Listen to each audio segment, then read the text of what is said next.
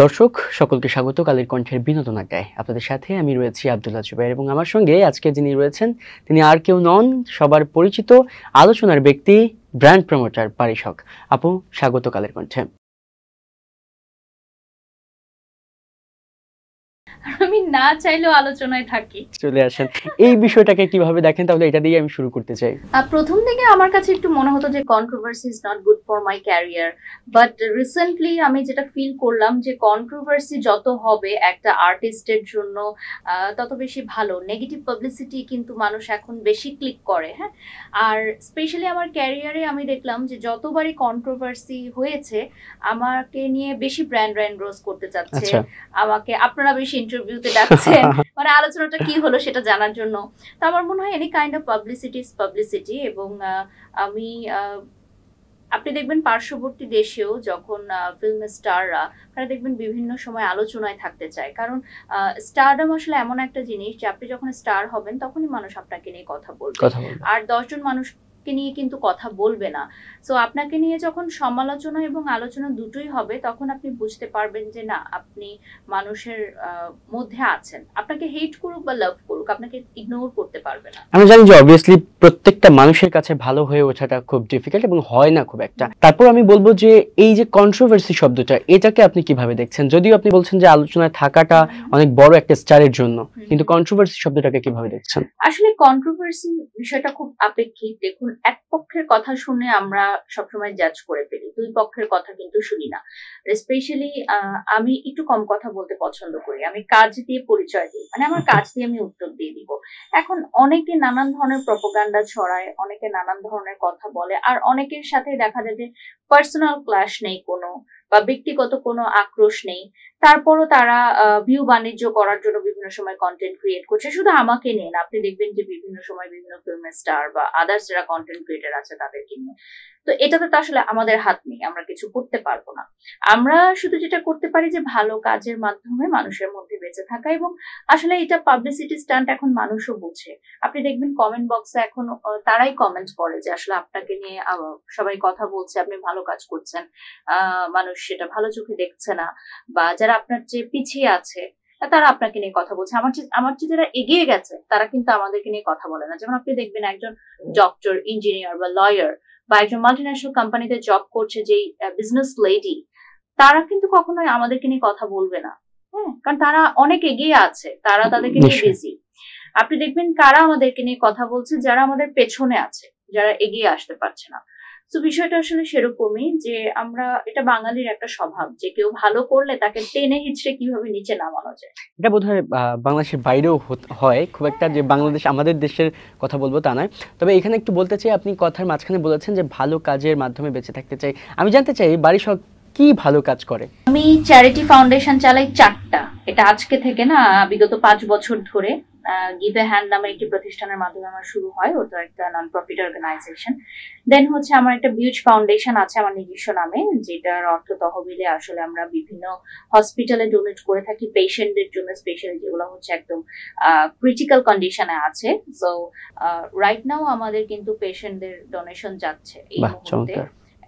Plus হচ্ছে আমাদের কিছু এতিমখানা বা মাদ্রাসা আছে যেখানে বাচ্চারা আসলে লেখাপড়া করে যাদের বাবা মা নেই, তো তাদের জন্য আমরা ডোনেট করি যাতে তারা ভালোভাবে খেতে পারে, বা ঘুমানোর জন্য খাট বিছানা এগুলো লাগে। তারপর কিছু সংস্কার কাজ করে দেওয়া, মসজিদ নির্মাণ থেকে শুরু করে বৃদ্ধাশ্রমে আমাদের সামনে একটা প্ল্যানিং আছে কাজ করার। আগে আমি বৃদ্ধাশ্রম নিয়ে কাজ করেছি, বাট রিসেন্টলি আমি ফিল করছি যে আরো কিছু কাজ করা দরকার। পাশাপাশি আমার যে রেস্টুরেন্ট আছে মুসাফির রেস্টুরেন্ট, ওখানে হচ্ছে আপনি 24 আওয়ার্স দেখবেন যে কেউ না কেউ এমন মানুষ খাচ্ছে যাদের হয়তো বিল দেওয়ার মতো সামর্থ্য নেই। হ্যাঁ, তো আমাদের এই মুসাফির রেস্টুরেন্টটা হচ্ছে 24 আওয়ার্স ওপেন। আপনার কাছে যদি টাকা না থাকে, আপনি যদি দরিদ্র হন বা অসহায় হন বা পথের যে কেউ, যে আপনি এই মুহূর্তে টাকা দিতে পারছে না, সে বিনামূল্যে এসে খেতে পারবে। তো এই জিনিসটা কয়টা রেস্টুরেন্ট করে বাংলাদেশে। তো আমি যারা রেস্টুরেন্টের মালিক আছে তাদের সবাইকে এই প্রোগ্রামের মাধ্যমে আহ্বান জানাতে চাই যে রেস্টুরেন্টে কিন্তু অনেক খাবার আমাদের বেঁচে যায়। হ্যাঁ, দেখা যায় যে একটা ফুড আমরা রান্না করি, ওটা সেল হলো না, বা কিছু খাবার রয়েই যায়, ওয়েস্ট থাকে। তো সেগুলো আমরা নষ্ট না করে যাদের ঘরে খাওয়া আছে তাদেরকে না দিয়ে, যেমন বেশিরভাগ রেস্টুরেন্ট মালিকরা কি করে যে নিজেদের বাসায় নিয়ে যায় বা আত্মীয় স্বজনের বাসায় পাঠিয়ে দেয় বা স্টাফদের বাসায় পাঠিয়ে দেয়। স্টাফরা তো রেগুলার খাই আমাদের হোটেলে, সো যারা আসলে খেতে পারছে না তাদেরকে আপনারা ওয়েস্ট ফুডটা দিয়ে দেন বা এক্সট্রা যেগুলো রান্না হয় যেগুলো সেল হয় না সেগুলো দিয়ে দেন, তাহলে কিন্তু আপনার বিজনেসেও বরকত আসে আলহামদুলিল্লাহ, এবং রিজিকেও অনেক বরকত আসে, এটা আমি মনে করি। একটু জানতে চাই, চারটা প্রতিষ্ঠান এবং প্রত্যেকটা প্রতিষ্ঠানের ভিন্নতা আছে, এই আইডিয়াটা কেন, এবং একই সঙ্গে এই চারটা প্রতিষ্ঠানে যে ডোনেশন করার ব্যাপারটা, এত অর্থায়ন বারিশক কোথায় পায়? এই যে আমি এখানে আজকে আসলাম, আপনি টাকা পয়সা দিবেন আমাকে, তো এরকম রেগুলার যখন আমরা কাজ করি ডেফিনেটলি আমাদের একটা ভালো অ্যামাউন্ট আসে আলহামদুলিল্লাহ, আর আমাদের খরচটা কিন্তু কম হয়। যেমন এই যে ড্রেস স্পন্সর আসে, তারপর বিভিন্ন জায়গা থেকে আমাদের ড্রেস কেনার কিন্তু কোনো খরচ হয় না আমার পার্সোনাল ব্যক্তিগতভাবে, এবং আমি কিনিও না, কারণ আমার মনে হয় এটা ওয়েস্ট অফ মানি। হ্যাঁ, কারণ বিভিন্ন কোম্পানির ড্রেস আমাদেরকে পরতে দেওয়া হয় তাদের প্রমোশনের জন্য। তারপর দেখা যায় যে আনুষঙ্গিক যে জিনিসগুলো যেমন skin care item, makeup item, এগুলো তো একটা খরচ, জুতা, ব্যাগ, এগুলো আমাদের কিনতে হয় না, কারণ এগুলো আমাদের গিফট আসে প্রমোশন কাজে। তো এই অর্থায়ন থেকে যে টাকাগুলো আমরা ওয়েস্ট করতাম, মানে এগুলো কিনে, মানে এখন তো কিনা লাগছে না, ওই অর্থগুলো আমি ভালো কাজে দিতে পারি। আর আমাদের যে সকল ফাউন্ডেশন গুলো আছে এগুলো টোটালি আমার অর্থায়নে চলে, এমন না যে আমরা অন্য জায়গা থেকে ডোনেশন নিয়ে আসলে চালাচ্ছি। আর আমি মনে করি যে অর্থায়নের জন্য একটা বড় মন দরকার। মানে আমি না যখন 5 টাকাও কামাই করতাম তখন আমি 2 টাকা ডোনেট করে দিতাম। সো এখন যদি আমি 50,000 টাকা কামাই, সেখানেও দেখা যাবে যে আমি 20 থেকে 30,000 টাকা ডোনেট করে দিব, এবং সেটা থেকে ইন রিটার্ন আমার দেখা যাবে যে 1 লক্ষ টাকা চলে আসবে ঘরে। এটা হচ্ছে মানে একটা বরকত বলে, যে আপনি মানুষের জন্য করলে উপরে যে সৃষ্টিকর্তা আছে উনিও আপনার জন্য করবে। নিশ্চয়ই, সেটা তো আমরা জেনে থাকি এবং বিশ্বাস করি, কিন্তু একটু বলতে চাই মজার ছলে হলেও জানার ইচ্ছে আছে যে তাহলে কি বারিশকের একার যে ড্রেস আপ কিংবা যে জুয়েলারি থেকে শুরু করে যে ধরনের কসমেটিক্স ব্যবহার করে সেই অর্থায়নে মানে যতটুকু খরচ হয় সেটা দিয়েই কি আসলে তাহলে চলে যাচ্ছে? না না না, আমি তো মনে করি যে আমার যে ইনকাম আছে, যে আমি তো 18 থেকে 20টা ব্র্যান্ডের ব্র্যান্ড অ্যাম্বাসেডর, তো তাদের থেকে একটা বিগ অ্যামাউন্ট আমার আসে, তো সেখান থেকেও আমি অর্থায়ন করে থাকি। স্পেশালি ঈদের সময় আমরা যখন কাজের বেশি প্রেশার থাকে তখন আমরা বেশি ডোনেট করি, যখন আমাদের ইনকাম বেশি হবে আমরা ডোনেটও বেশি করব, বিষয়টা এরকম। আবার দেখা যায় যে অনেক সময় আমাদের হাতে একটু টানাপোড়ার মধ্যে দিয়ে চলে, যেমন অফ সিজন যখন যায় বা কোভিড এর সময় আপনি চিন্তা করেন, বা যখন গভর্নমেন্ট চেঞ্জ হলো তখনও কিন্তু আমাদের একটা কাজের বিশাল একটা লম্বা বিরতি গেছে, দেশের অবস্থা অস্থিতিশীল ছিল, ব্র্যান্ডের মালিকদের হাতে টাকা ছিল না, তখন আমরা কম টাকায়ও কাজ করেছি, কাজ পাইও নি, এরকমও সময় গেছে, এরকম সময় পার করেছি আমার হাতে কাজ নেই, আমার হাতে টাকা নেই, তো তখন আমরা যেমন কম করেছি, এরকম বিষয়টা। আমরা আরো একটা বিষয় জানি যে বারিশক অনেক দামি দামি জিনিসপত্র ব্যবহার করতে পছন্দ করে, এই দামি দামি জিনিসপত্র ব্যবহার করার পেছনে কি শখ নাকি বিলাসিতা? আমার কাছে মনে হয় যে একটা সার্টেন পিরিয়ড অফ টাইমে আমি যেগুলো করতে চেয়েছি সেগুলো আমি করতে পারি নাই, কারণ তখন আমার কাছে স্কোপ ছিল না, আমার হাতে টাকা ছিল না, বা আমার সেই সময়টা আমার আসে নাই। এখন আমার সময় এসেছে, আমি এনজয় করব না? কেন আমি এনজয় করব না? মানুষ কষ্ট করেই কেন? নিজের লাইফটা এনজয় করার জন্য। আর লাক্সারি লাইফ মানুষ কখন লিড করে? যখন সে সেটা ডিজার্ভ করে, তাই না? এখন অনেকে বলবে যে এটা শো অফ, বিষয়টা কিন্তু শো অফ না, বিষয়টা হচ্ছে বাস্তবতা। আমি যখন বাসে ট্রাভেল করেছি তখন আমি সেই জার্নিটাও এনজয় করেছি, আমি যখন সিএনজিতে ট্রাভেল করেছি সেই জার্নিটাও আমি এনজয় করেছি। এখন আমি যদি একটা লাক্সারি কারে ট্রাভেল করি সেটা আমি দেখাবো না? বারিশকের বাসে ভ্রমণ করার সময়কালটা কবে? আজ থেকে আরো 10-12 বছর আগে হবে, তখন মানে উবার পাঠাও এই ধরনের ট্রাভেল গুলোও আসে নাই, মানে যখন আমি কাজ শুরু করেছি। এখন তো মডেলরা দেখি মোবাইলে গাড়ি বাইক ডেকে চটজলদি চলে যায়, এটা আমি খুবই অ্যাপ্রিসিয়েট করি যে মেয়েদের কাজের অনেক সুবিধা হয়েছে। তখন দেখা যেত বিভিন্ন শো গুলো যে আমাদের শেষ হতো অনেক রাতে, 11টা-12টা র্যাম্প শো গুলো বা নাচের প্রোগ্রাম গুলো, তখন কিন্তু অনেক কষ্ট হতো যাতায়াত করতে, কারণ তখন এই ধরনের সার্ভিস গুলো আসে নাই আমাদের দেশে। তো তখন হয় বাস না হয় সিএনজি, বাট সিএনজিটা খুব এক্সপেন্সিভ ছিল, আর তখন ছিল হচ্ছে আপনার যে ট্যাক্সি ক্যাব ভাড়া করতে হতো, বাট সেগুলো কিন্তু একটা মানে লোকেশনে গিয়ে আপনার ফাইন্ড আউট করতে হতো, মানে আপনি কল দিয়ে ডাকতে পারবেন না। তো এই জিনিসগুলো আমরা তখন যারা কাজ শুরু করেছিলাম আগের জেনারেশনে, তো আমরা এই জিনিসগুলো অনেক ফেস করেছি, অনেক কষ্ট করেছি শুটিং এর জন্য। ওকে, আমরা সেই কষ্টের কথাও আবার জানবো। একটু মাঝখানে জানতে চাই, পরিচিতির সময়টাতে আমি বলেছিলাম ব্র্যান্ড প্রমোটার। এই ব্র্যান্ড প্রমোটারের যে ট্যাগটা লেগেছে বারিশকের নামের পাশে, এটা লাগানোর জন্য কি করতে হয়েছে? আমরা জানি যে যখন বারিশক এই ট্যাগ লাগায় গায়ে, সেই সময়টাতে এই ব্র্যান্ড প্রমোটার শব্দটার সঙ্গে মানুষ খুব একটা পরিচিত ছিল না। আসলে আমাদের যারা সিনিয়ররা আছেন, মানে ব্র্যান্ড প্রমোশন সেক্টরেও তো আমার সিনিয়র যারা আছেন, শোবিজ ইন্ডাস্ট্রিতে আমি 12 বছর কাজ করার পর এই সেক্টরে মুভ করেছি, মানে শিফট করেছি। তো সেই সময় আমার জন্য অনেক চ্যালেঞ্জিং ছিল, কারণ শোবিজ ইন্ডাস্ট্রিতে যেহেতু আমি তখন অলরেডি কাজ করছি, অনেকেই আমাকে বলেছিল যে তুমি এখন লাইভ করতে যাবা, তোমাকে তো কেউ নিবে না, আর আমাদের শোবিজ ইন্ডাস্ট্রিতে কেউ অ্যাকসেপ্ট করবে না, বা তোমার যে এতদিনের যে জার্নি সেটা কিন্তু নষ্ট হয়ে যাবে ক্যারিয়ারটা। কারণ তখন এই প্রফেশনটাকে না মানুষ ওভাবে দেখতো না এতটা, মানে এখন যেভাবে মানুষ মানে মর্যাদা দেয় বা এখন যেভাবে অনেক মেয়েরা কাজ করতে আসতেছে, তখন বিষয়টা এরকম ছিল না, খুব স্বাভাবিক হয়ে গেছে এখন। তো তখন জিনিসটা সম্পর্কে মানুষ জানতো না যে বিষয়টা কি। তো দ্যাট টাইম অনেক চ্যালেঞ্জ নিয়ে আসলে আমি এই প্রফেশনে আসি, কারণ আমার কাছে মনে হয়েছে যে কোনো প্রফেশনে যদি চ্যালেঞ্জ না থাকে তাহলে সেখানে আসলে কাজ করে কোনো মজা নাই।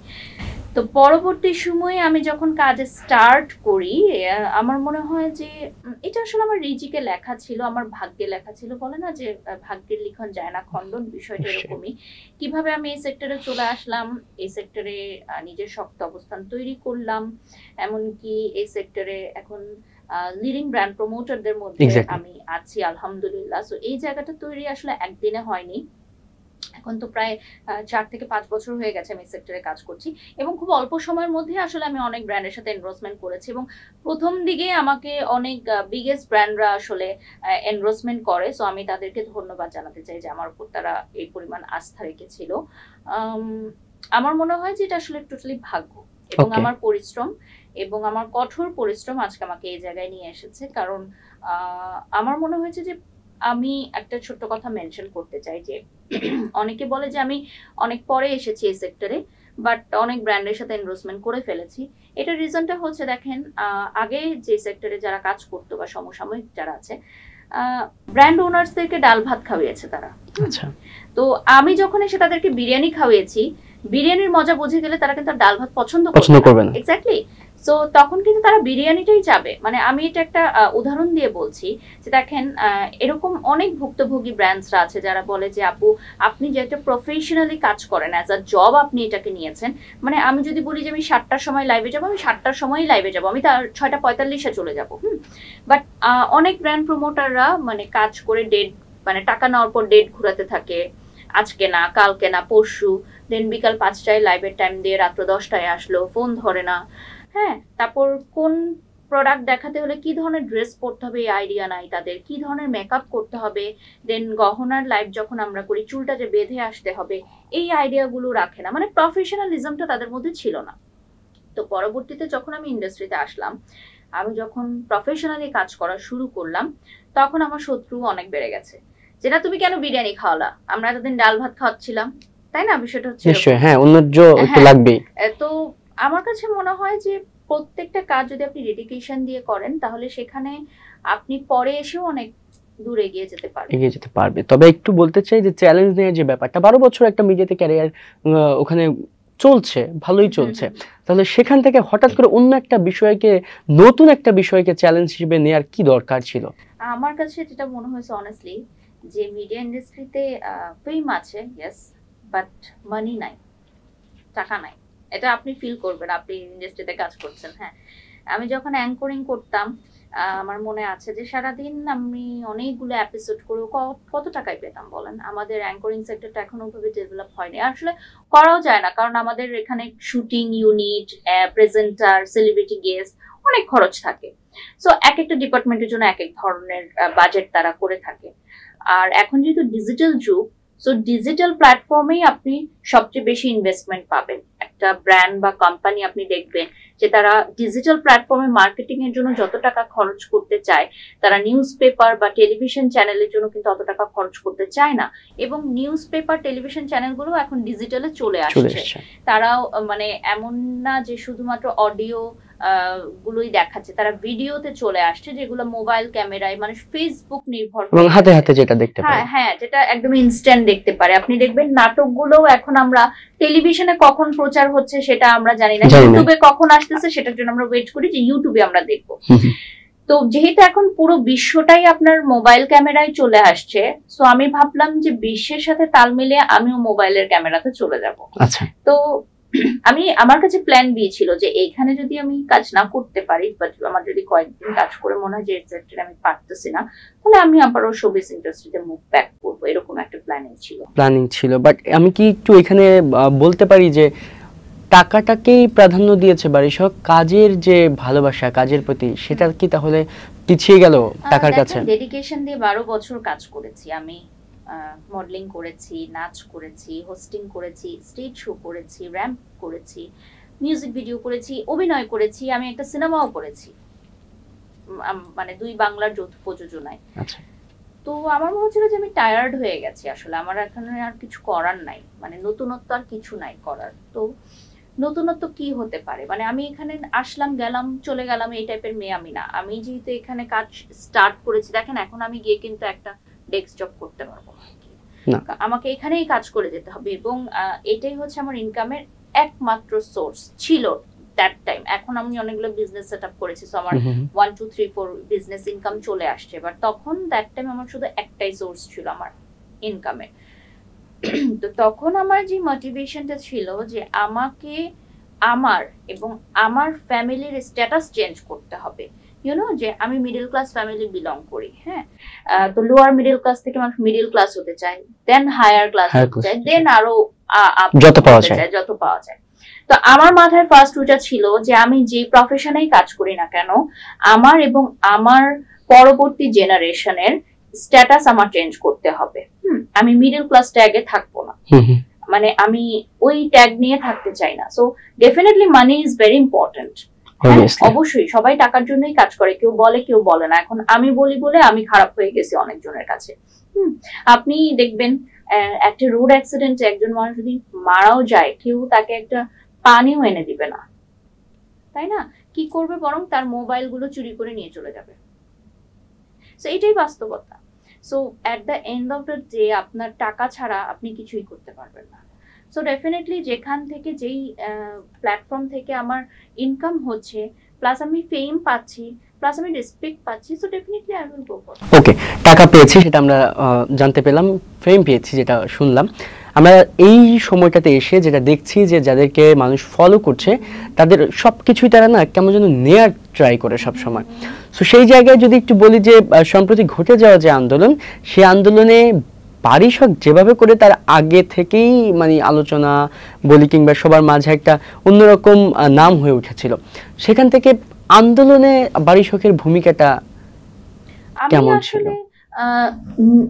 আমি রাজনৈতিক বিষয় নিয়ে কখনোই অ্যাক্টিভ ছিলাম না। আমার পাবলিক পেজে আপনি দেখবেন যে রাজনৈতিক বিষয়গুলো নিয়ে আমি খুবই কম বুঝি, এগুলো নিয়ে আমি কথাও কম বলি। কারণ আমার কথা হচ্ছে আমি শিল্পী মানুষ, শিল্পী মনসত্তা আমার, আমি একটা শিল্পীর মতো থাকবো। ডেফিনেটলি নাগরিক হিসেবে আমি চাবো যে দেশের ভালো হোক, দেশের যেটাতে ভালো হোক সেটাই। আপনি দেখবেন যে আমি কিছু কিছু পোস্ট করেছি ছাত্রদেরকে সাপোর্ট করে, এবং ছাত্র আন্দোলনে আমার একটা সাপোর্ট ছিল, এবং গভর্নমেন্ট চেঞ্জ হওয়ার পরও পরবর্তী সময়ে আমি ছাত্রদের সাথে কিছু কাজ করেছি, যেমন দেয়াল অঙ্কন থেকে শুরু করে আদার্স অ্যাক্টিভিটিস গুলো। বাট আমার হাজবেন্ড অনেক অ্যাক্টিভ রাজনৈতিক বিষয়গুলো নিয়ে, ওর প্রোফাইল থেকে অনেক কিছু শেয়ার করেছিল।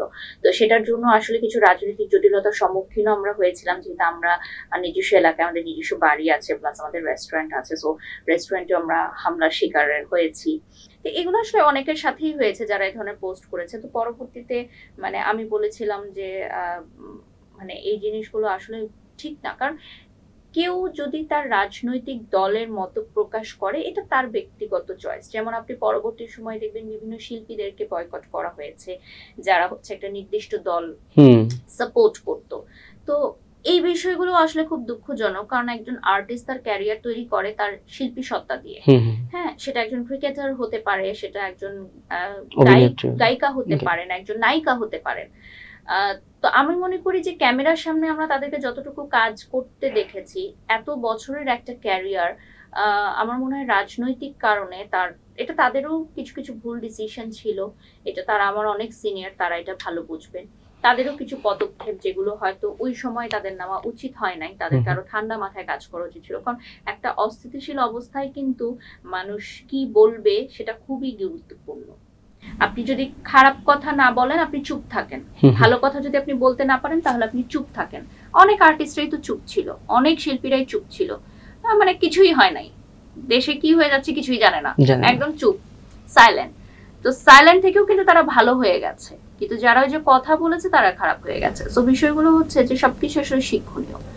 কখন কি সিচুয়েশনে আপনার যে পাবলিকের মানে আবেগটা আপনার বুঝতে হবে আসলে। ওকে, একটু এখানে বলতে চাই, যেহেতু রাজনীতি নিয়ে তেমন একটা আগ্রহ নেই, কিন্তু তারপরও একটা সময়ে আমরা যদি বলি পশ্চিমবঙ্গে কিংবা আমাদের এই বাংলাদেশে আর্টিস্ট হয়ে যাওয়ার পরে, স্টার হয়ে যাওয়ার পরে তারা কিন্তু রাজনীতিতে যুক্ত হচ্ছে, কারণ তার একটা ফেম আছে। সো সেইখান থেকে সে কিছুটা হলেও খুব সহজে জনগণকে তার কাছে পাবে। বাড়ি শখের এমন কোনো ইচ্ছা ভবিষ্যতের জন্য আছে কিনা? না, এখন পর্যন্ত নেই, তবে জানি না কখন মন চেঞ্জ হয় বা কি হয়, বাট এখন পর্যন্ত নেই। আর আমি এখনো অনেক ছোট মানুষ, এখনো কাজ করে যাচ্ছি। আমার অনেক সিনিয়র কলিগরা আছেন যারা আসলে রাজনৈতিক দলের সাথে যুক্ত, আমি সরাসরি দেখেছি। তো আমার কাছে মনে হয়েছে যে হ্যাঁ, একটা বয়সের পর যদি তারা এই ধরনের সিদ্ধান্ত নেয়, দেন ডেফিনেটলি তারা তাদের ফেস ভ্যালুটাকে কাজে লাগিয়ে যদি দেশের জন্য ভালো কাজ করতে পারে, সেটাকে আমি মোস্ট ওয়েলকাম জানাই। ওকে, এবং মিডিয়াতেও নাকি প্রচুর রাজনীতি আছে, পলিটিক্স আছে, এটা বাড়ির সব কতটুকু? সেক্টরে আরো বেশি আছে, কি বলবো আর বলেন। মানে পলিটিক্স এর কারণে আমি মানে শোবিজ ইন্ডাস্ট্রি ছেড়ে আসলাম যে না বাবা, এখন একটু শান্তিতে কাজ করতে পারবো, এখন নিজের মতো কাজ করতে পারবো, মানে I am the boss. But এখানে এসে দেখলাম যে না, এখানে তো পুরা একদম চুলাচুলি সম্পর্ক। ও মাই গড। আমরা যদিও দেখেছি সোশ্যাল মিডিয়ায় আপনার সঙ্গে, এবং যদি নাম মেনশন না করে বলি, একজনের সঙ্গে খুব ভালো ক্লাশ থাকে বা মাঝে মধ্যে এটা হয়ে যায়, সোশ্যাল মিডিয়ায় সবাই দেখতে পায়। সেইটা নিয়ে কিছু বলতে চান কিনা, বা আসলে এই যে পলিটিক্স, ব্র্যান্ড প্রমোশনেও পলিটিক্স ঢুকে গেল, এটা কি করে বা এটা কিভাবে ফিল করছেন? আসলে এখন তো ব্র্যান্ড প্রমোশনটা অনেক বড় একটা সেক্টর, এবং এখানে কোটি কোটি টাকার লেনদেন হয়। হ্যাঁ, কারণ এখানে বড় বড় ব্যবসায়ীরা অর্থ লগ্নি করেন মার্কেটিং এর জন্য। একটা কোম্পানির ব্র্যান্ড অ্যাম্বাসেডর যখন কেউ কাউকে করে, তখন বিশাল একটা অঙ্কের অর্থ লগ্নি করে তাকে ব্র্যান্ড অ্যাম্বাসেডর করে। সো ডেফিনেটলি এখানে প্রতিযোগিতা তো থাকবেই। এটা একটা সুস্থ প্রতিযোগিতা হতে হবে, কাজ দিয়ে কাজের টেক্কা দিতে হবে। হ্যাঁ, কে ভালো কাজ করতে পারলো, কে কয়টা কাজ করতে পারলো, কে কয়টা ব্র্যান্ডের এন্ডোরশিপ করতে পারলো। সো এন্ডোর্সমেন্টটা আসলে ডিপেন্ড করে যে কার মার্কেটিং থেকে কতটা সেল আসছে, কার মার্কেটিং থেকে কতটা ব্র্যান্ড ভ্যালু ক্রিয়েট হচ্ছে। অনেক কোম্পানি কিন্তু চায় যে সেলটা হচ্ছে উচ্চ থাকবে, ব্র্যান্ড ভ্যালুটা বাড়বে। এই যে সেলিব্রিটিদেরকে দিয়ে মানুষের শোরুম উদ্বোধন করায়, আপনি দেখবেন একটা সেলিব্রিটিকে আনতে যে পরিমাণ খরচ হয়, সেই পরিমাণ মানে সেল কি তাদের একদিনে হয়ে যাচ্ছে? না, হচ্ছে না। সেলিব্রিটিদের দেখে আসলে কেউ প্রোডাক্ট কিনে না। সেটা হচ্ছে যে তাদের ব্র্যান্ড ভ্যালুটা বেড়ে যাচ্ছে, সারা বাংলাদেশে নিউজ বা টেলিভিশন প্রিন্ট মিডিয়াতে ছড়িয়ে যাচ্ছে যে একজন সেলিব্রিটি তাদের শোরুমটা উদ্বোধন করেছে।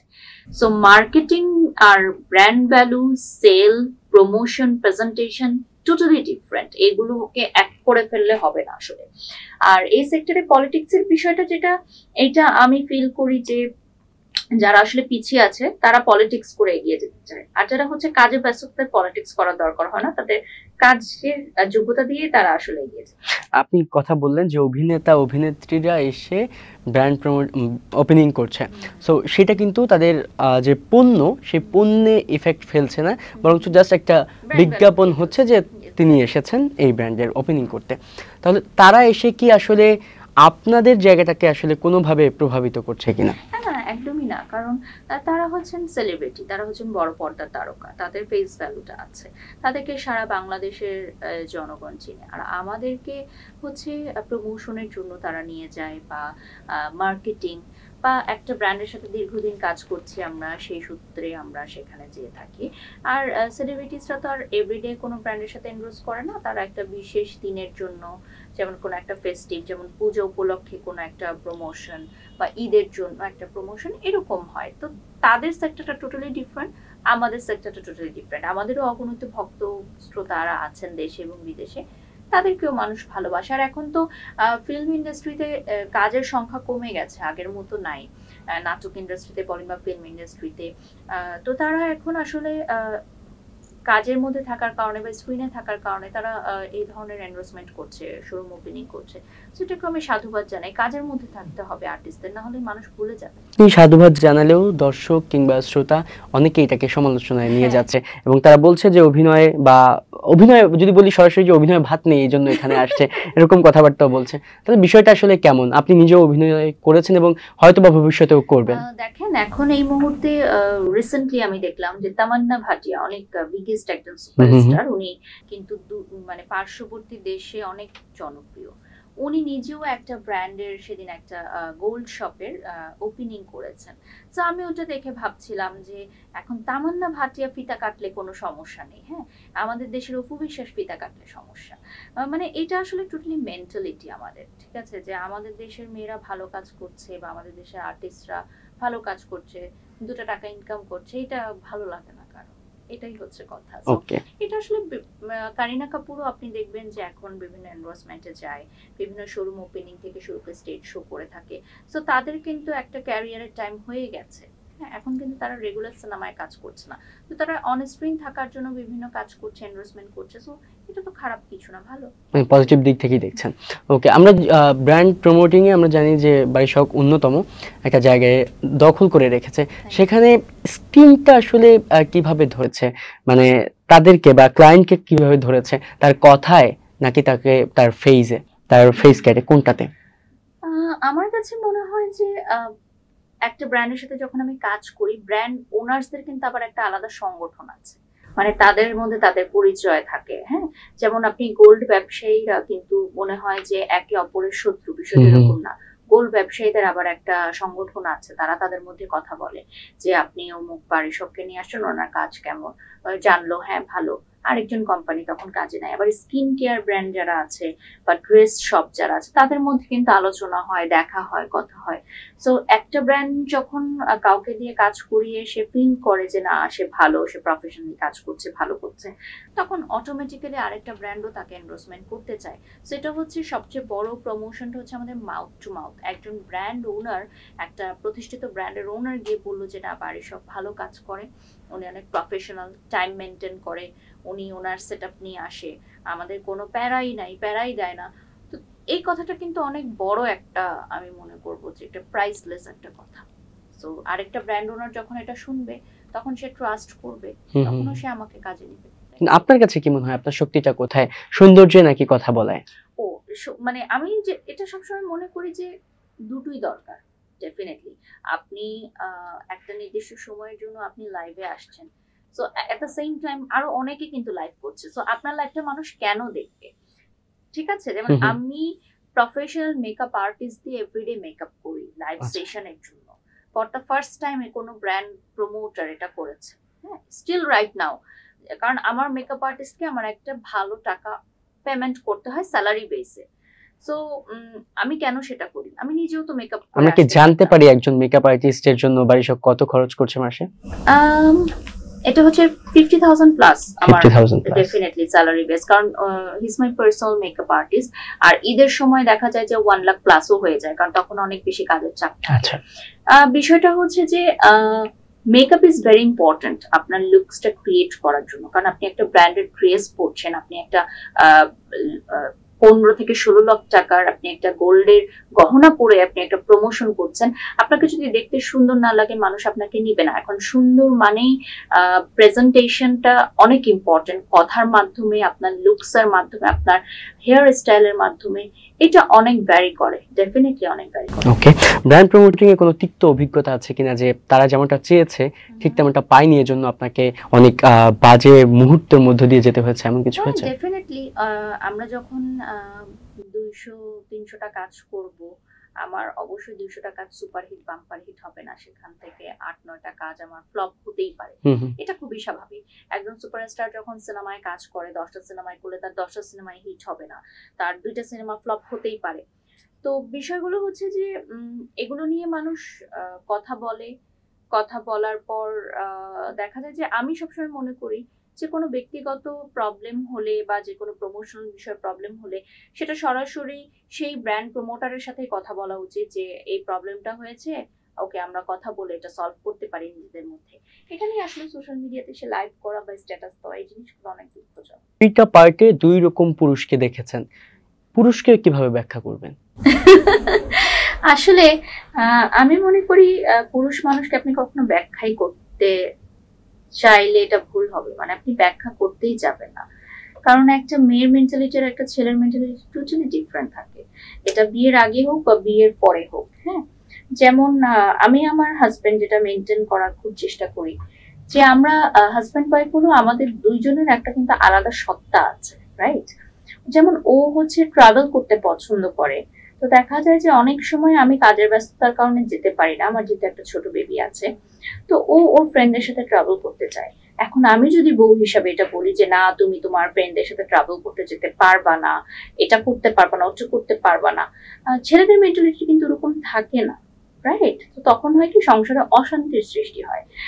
সো ওই গ্রুপে কিন্তু যেমন ঢাকা ইউনিভার্সিটিতে লেখাপড়া করেছে, মাস্টার্স কমপ্লিট করেছে, সো ওখানে হচ্ছে ওদের একটা গ্রুপ আছে, ওখানে ছেলেরাও আছে মেয়েরাও আছে, ওখানে অনেক ম্যারিড পার্সনরাও আছে আনম্যারিড পার্সনরাও আছে। ওরা আবার ট্যুরে যায়, দেশের বাইরে গেছিল, ওরা ইন্ডিয়াতে একটা জায়গা আছে অনেক দূরে, আমি ঠিক জানি না, অনেক বেশি ঠান্ডা, কাশ্মীর। হ্যাঁ রাইট রাইট, ওখানে গেছিল। তো ওখানে আমি আসলে যাই নাই, কারণ তখন আমি প্রেগনেন্ট ছিলাম, প্লাস আমার একটু অ্যাজমার সমস্যা আছে, তো ওই জায়গাটা আমি কখনো যেতেও পারবো না, যেহেতু ওটাকে মাইনাস থাকে, মাইনাস থাকে। তো ওর ফ্রেন্ডদেরকে নিয়ে গেছে, ওখানে মেয়ে ফ্রেন্ডরাও ছিল, ছেলে ফ্রেন্ডরাও ছিল। তো তখন আমি দেখলাম যে ফেসবুকে এটা মানুষ অনেক নেগেটিভলি নিয়েছে। কেন নেগেটিভলি নিবে? একটা ছেলের ফ্রিডম কি বিয়ের পর শেষ হয়ে যাবে, যে সে বিয়ে করেছে এজন্য ঘরে বন্দি হয়ে গেছে? বিষয়টা তো এরকম না। একটা হেলদি রিলেশনশিপ সবসময় থাকতে হবে, একটা স্পেস ক্রিয়েট করতে হবে হাজবেন্ড ওয়াইফের মধ্যে। যেমন আমিও তো অনেক সময় কাজের জন্য ঢাকার বাইরে যাই, আমার সাথে তখন অনেক মেল স্টাররা থাকে, ওনারা যাচ্ছেন প্রমোশনের কাজে, আমরা যাচ্ছি, কোরিওগ্রাফাররা থাকে, ডান্সাররা থাকে। তো কি হয়েছে? আমরা একসাথে কাজ করছি না, আমরা একসাথে ঢাকার বাইরে যাচ্ছি না, একসাথে আমরা থাকছি না, তো কি হয়েছে? একে অন্যকে সাপোর্ট করতে হবে, ট্রাস্ট রাখতে হবে, এবং এটা মাথায় রাখতে হবে যে একটা গুড এক হাতে কখনো তালি বাজে না, আপনাকে দুই পক্ষ থেকে সেম সাপোর্ট দিতে হবে। আমি শুধু করে যাব রিলেশনশিপে, সেটা হবে না, অপর পাশ থেকেও যে আছেন তাকেও করতে হবে। আমরা জানি যে মিডিয়াতে খুব কথাবার্তা হয় মাঝে মাঝে এগুলো নিয়ে, কাজের সূত্রেই হোক কিংবা অন্য কোনো মাধ্যমে হোক, পরিচালক কিংবা ডিরেক্টর বা অন্য অন্য যারাই আছেন উচ্চ লেভেলে, তারা তাদের একটা অন্য চাহিদার কথা সবসময় বলে থাকেন, গিভ অ্যান্ড টেকের ব্যাপারটা। সো সেইখানটাতে তো কিছুটা মনে হয় মানুষের কাছে ওই জিনিসটা নিয়ে একটা সন্দেহ, কিউরিওসিটিটা থাকেই সব সময়। সো সেই জায়গা থেকে কি বলবেন, যে এই পর্যন্ত অভিজ্ঞতা কেমন ছিল? আমরা যখন কাজ করতাম, মানে আমি যখন কাজ করতাম তখন থেকে এটা ছিল গিভ অ্যান্ড টেকের বিষয়টা। এবং এটা আসলে এমন একটা বিষয় যে আপনি এগ্রি করলেই জিনিসটা হবে, আপনি যদি এগ্রি না করেন কেউ আপনাকে জোর করে ওই জায়গায় নিয়ে যেতে পারবে না। কিছু নতুন মডেলরা আছে যারা নিজের ইচ্ছাই আসলে সুগার ড্যাডি মেনটেন করে তাদের লাইফ স্টাইল চেঞ্জ করার জন্য, সো এটা তাদের পার্সোনাল ব্যাপার। আবার কিছু মেয়েরা আছে যারা কষ্ট করে পরিশ্রম করে নিজের টাকা কামাই করে নিজের লাইফ স্টাইল লিড করে, এটা তাদের বিষয়। সো নট অনলি যে শোবিজ ইন্ডাস্ট্রি, আপনি দেখবেন মিডিয়ার বাহিরেও এরকম অনেক মেয়েরা আছে যারা এখন এই ধরনের অসামাজিক কর্মকাণ্ডে লিপ্ত হয়ে গেছে। ইনফ্যাক্ট রিসেন্টলি আমি একটা নিউজ দেখলাম, একটা অ্যাপস এর মাধ্যমে নাকি ভিডিও কল করে তারা হচ্ছে টাকা আর্ন করছে, প্রবাসীদের সাথে কথা বলছে বা এরকম। এই জিনিসগুলোই আসলে আমি উচ্চ পর্যায়ে যারা আছেন তাদের দৃষ্টি আকর্ষণ করতে চাই যে এই জিনিসগুলো আসলে বন্ধ করতে হবে। কারণ আমি একটা মেয়ের মা, সো আমি কিন্তু এখন থেকে অনেক ওয়ারিড থাকি যে আমার মেয়ে যখন বড় হবে ও কোন জেনারেশনে যাচ্ছে। এখনকার জেনারেশনটা আমি মনে করি যে মেয়েদেরকে অনেক সেফ থাকতে হবে এবং নিজেকে নিজের সেফ রাখতে হবে। আমি তো পারবো না 24 ঘন্টা আমার মেয়ের সাথে থাকতে, সেটা ওর বুদ্ধিমত্তা দিয়ে ওকে বিবেচনা করতে হবে যে ও কিভাবে সেফ থাকবে বা ও কিভাবে সঠিক পথে চলবে। তো আমার মনে হয় যে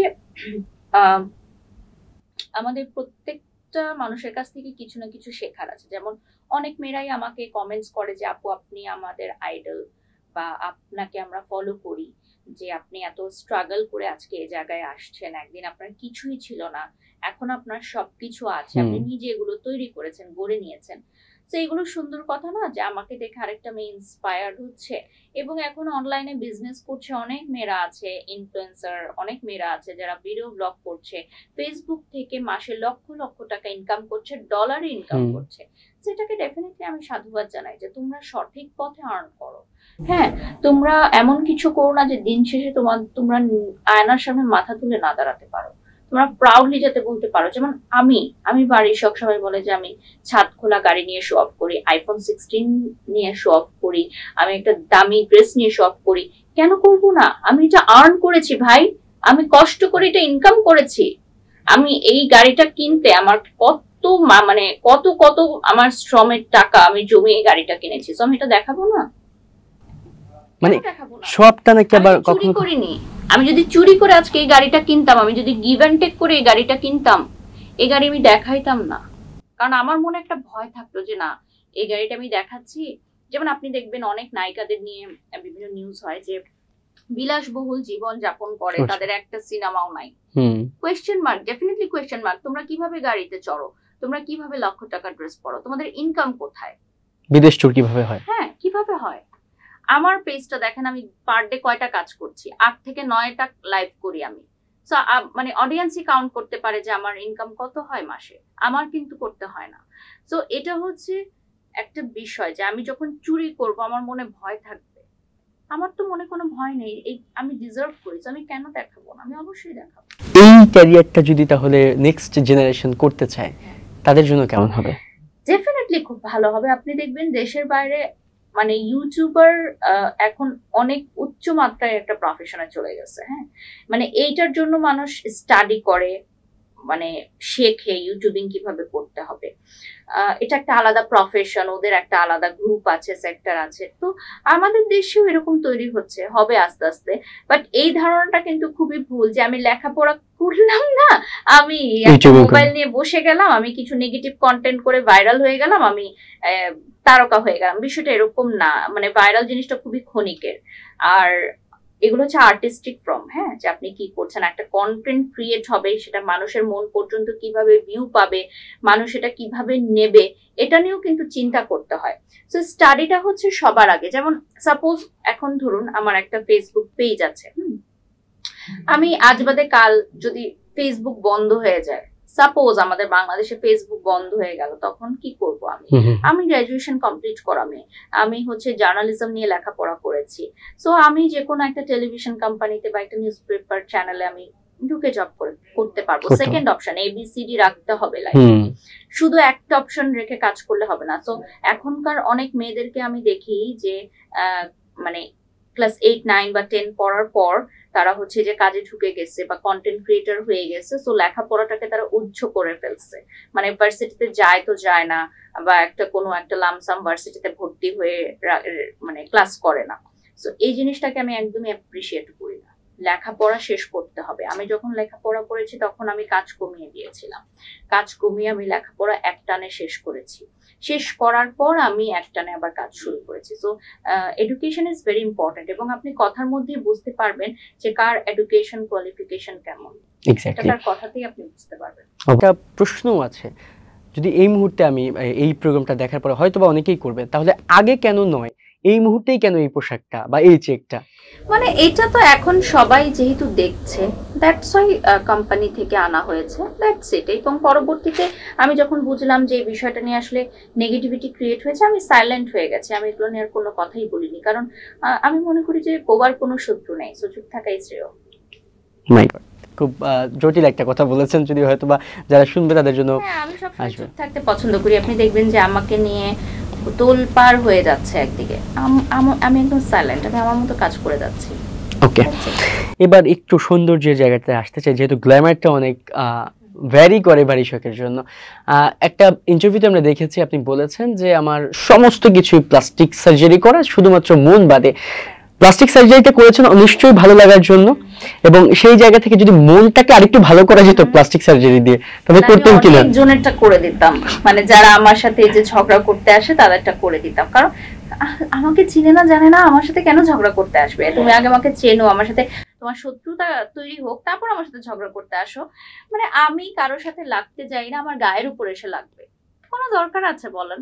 আমি আমার মতো কাজ করে যাই, আমি ডানেও নাই বায়েও নাই, আমি আমার মতো কাজ করে যাই।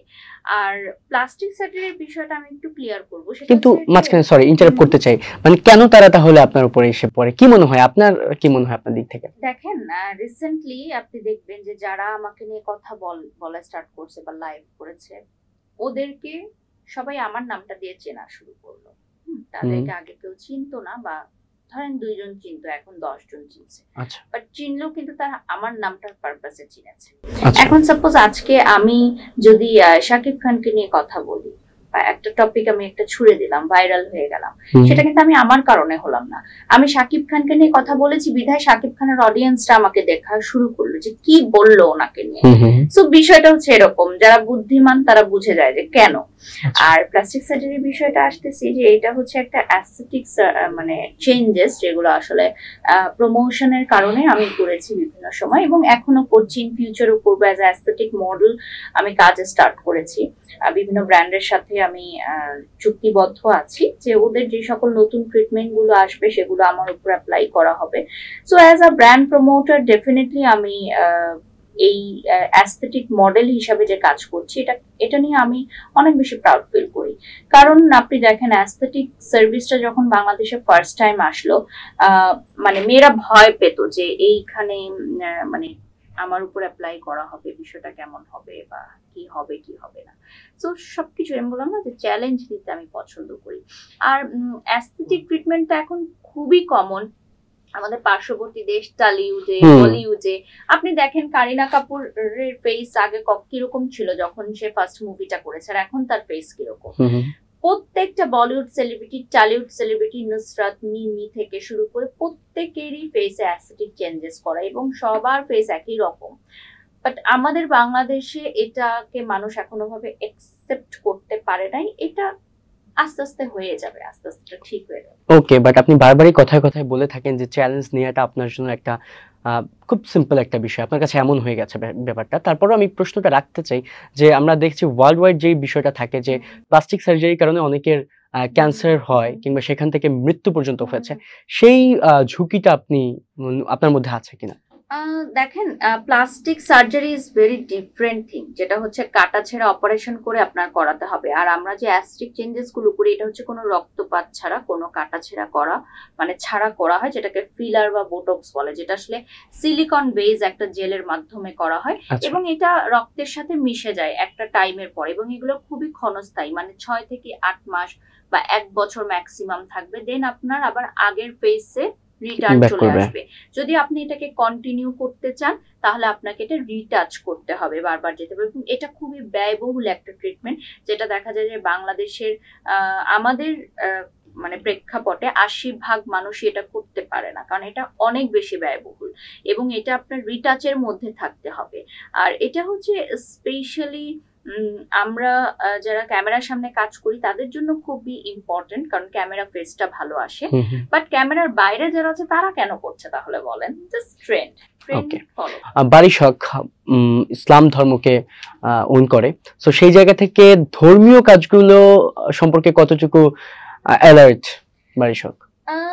আমি মনে করি যে আমরা তো নন প্র্যাকটিসিং মুসলিম, হ্যাঁ, মানে মুসলমানদের যারা হচ্ছে একদম ইসলামের রুলস গুলো ফলো করে তারা হচ্ছে প্র্যাকটিসিং, আর আমরা হচ্ছে নন প্র্যাকটিসিং, বাট আমরা কিন্তু মুসলমান। হ্যাঁ, তো আমার ইচ্ছা যে আমার সকল অডিয়েন্সরা সবসময় আমাকে বলে যখনই আমি হিজাব বা বোরখা পরে লাইভ করি যে আপু আপনাকে অনেক সুন্দর লাগে হিজাব বা বোরখাতে। বাট আমার কাছে না কনসেপ্টটা খুবই ডিফারেন্ট, যে আমি হিজাব বা বোরখা পরলাম, সেটা পরেই আমি হচ্ছে প্র্যাকটিসিং মুসলিম হয়ে গেলাম, বাট আমি মানুষকে ভালোবাসলাম না, আমি জীব প্রেম দেখালাম না, মানে যেটা হচ্ছে পেট অ্যানিমেলসদের, আমি কিন্তু অ্যানিমেলসদের নিয়েও কাজ করি। হ্যাঁ, আমি মানুষের নামে খারাপ কথা বললাম, মানুষের নামে খারাপ চাইলাম, তো সেটা কি আমার ভালো হলো? খুব কখনোই না। আমার মনে হয় যে প্রত্যেকটা মানুষের ধর্ম যেটা শেখায় যে তোমরা একে অপরকে মানে মানব সেবাটা হচ্ছে সবচেয়ে বড় সেবা। নিশ্চয়ই সেটা যদি আমি করতে পারি প্রপারলি, তাহলে আমার মানে অন্যান্য গুণাগুলোও কিন্তু মাফ করে দিবে আল্লাহ। এটা হচ্ছে কথা। হ্যাঁ, ডেফিনেটলি আমরা মুসলমান হিসেবে আমাদের পর্দা করতে হবে এবং নামাজটা তো সেটা আছে। নামাজ পড়তে হবে, আরো অনেক কিছুই আছে যেগুলো আমাদের রুলস এন্ড লতে আছে। তো পরবর্তীতে আমার ইচ্ছা আছে জীবনে ইন ফিউচার আমি হয়তো প্র্যাকটিসিং মুসলিম হব ইনশাআল্লাহ, আল্লাহ আমাকে সেই হেদায়েত দান করুক। এই তো। আমরা একদম অনুষ্ঠানের শেষ পর্যায়ে, শেষটা করতে চাই শুরু দিয়ে বাড়ি শখের জীবনের। শুরুটা কেমন ছিল, কোথায় কেটেছে, এবং শৈশবের বাড়ি শখের সঙ্গে এখনকার বাড়ি শখের কি পার্থক্য বেশ নাকি সিমিলার? আমার ঢাকাতেই জন্ম, ঢাকাতেই বেড়ে ওঠা, যৌথ পরিবারে বেড়ে ওঠা। আমি সবার আদরেই বড় হয়েছি এবং স্পেশালি আমি বলবো যে আমার মনটা খুবই শিশুদের মতো, খুবই বাচ্চা সুলভ। হ্যাঁ, আমি অল্পতেই রেগে যাই, আবার অল্পতে ভুলেও যাই, আবার অল্পতে মাফও করে দিই। বাট আমি মনে করি যে চলার পথে যারা আমার সাথে আসলে মিশেছে বা আমাকে জেনেছে, তারা আমাকে নিয়ে সব সময় ভালো মন্তব্য করবে, ভালো কথা বলবে। বাট যারা দূর থেকে আমাকে দেখেছে, তারা আমাকে পড়তে পারবে না। কারণ আমি সবসময় নিজের ইমেজটা এমন ভাবে ক্রিয়েট করে রাখি যে আমার পার্সোনাল লাইফ, আমার প্রফেশনাল লাইফ এটা টোটালি ডিফারেন্ট আমি রাখার চেষ্টা করি এবং এটাই রাখা উচিত। যেমন আপনি দেখবেন আমার অনেক কলিগসরা আছে যারা আমার বাসায় আসে, খুব সিলেক্টিভ যারা আছে। তো আমরা আবার হচ্ছে বাইরে আড্ডা দিই বা ঘুরি, এরকম যারা আছে। তো সেখানে আমি আবার একদমই ডিফারেন্ট। আবার প্রফেশনাল লাইফে যখন আসবো তখন আমি আবার একদমই ডিফারেন্ট, মানে অন ক্যামেরা। সো অন ক্যামেরাতে মানুষ আমাকে যেভাবে দেখছে সেটা টোটালি আলাদা একটা বাড়ি শখ, আর পার্সোনাল লাইফে আমি যেরকম সেটা টোটালি ডিফারেন্ট। এটা মানুষ কখনো ফিলই করতে পারবে না। আমরা যে কাছে আসার যে বিষয়টা, মানে দূরে থাকলে বাড়ি শখকে বোঝা যাবে না, কাছে আসার মাধ্যমটা কি হতে পারে? আসলে বিষয়টা হচ্ছে যে দীর্ঘদিন কাজ করতে গেলে দেখা যায় কলিগসদের সাথে একটা বন্ধুসুলভ আচরণ হয়ে যায়। বিভিন্ন ব্র্যান্ড কোম্পানি যাদের সাথে আসলে 5 বছর বা 6 বছর ধরে কাজ করছি, তাদের সাথেও একটা ফ্যামিলি বন্ডিং তৈরি হয়ে যায় এবং আসলে একে অন্যের সাথে কখন কি সম্পর্ক তৈরি হবে এটা আপনি নিজেও বলতে পারবেন না।